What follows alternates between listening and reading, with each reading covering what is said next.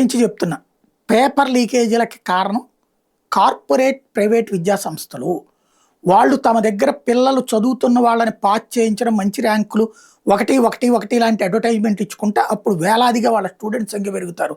అలా పెరగాలంటే పేపర్లు లీక్ చేసుకోవాలి. అలా లీక్ చేయకపోతే అందరినీ పాస్ చేయించడం కష్టం. బట్టే దాంట్లో వాళ్ళ యొక్క లక్షల రూపాయలు డబ్బులు వెదజల్లుతుంటే జీవితంలో వన్ టైం సెటిల్మెంట్ అయిపోవచ్చని ఈ పేపర్లు తయారు చేసే వాళ్ళ దగ్గర నుంచి ఆ పేపర్లను అప్లోడ్ చేసేవాడి దాకా అమ్ముడుపోతున్నారు.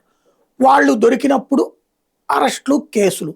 దీంట్లో ప్రభుత్వం కనుక నిజంగా చర్య తీసుకోవాలంటే కార్పొరేట్, ప్రైవేట్ విద్యా సంస్థలు నిషేధించారు.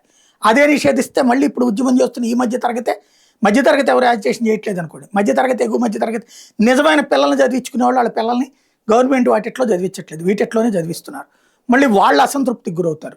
ఈ కాక్రోచుల కోసమని అట్లాంటిది కుదరదు. కానీ ఈ ఏదో ఒక లోపం అయితే చేసి ఎంసెట్లు ఏ రాష్ట్రానికి ఆ రాష్ట్రం వచ్చినప్పుడు కోట్ల రూపాయలు సంపాదించుకున్నారు.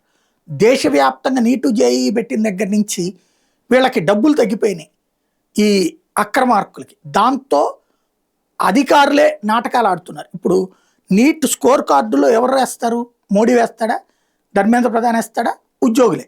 తాజాగా ఇందులో రచ్చబిగిన్ చేశారు. నీట్ యూజీ 2026 పునఃపరీక్షలో కొందరు విద్యార్థుల స్కోర్ కార్డులు భారీ తేడాలు వెలుగులోకి వచ్చినాయి. స్కోర్ కార్డులో 95 మార్కులు మాత్రం అక్కడికి చూపించిన 522 మార్కులు వస్తాయి.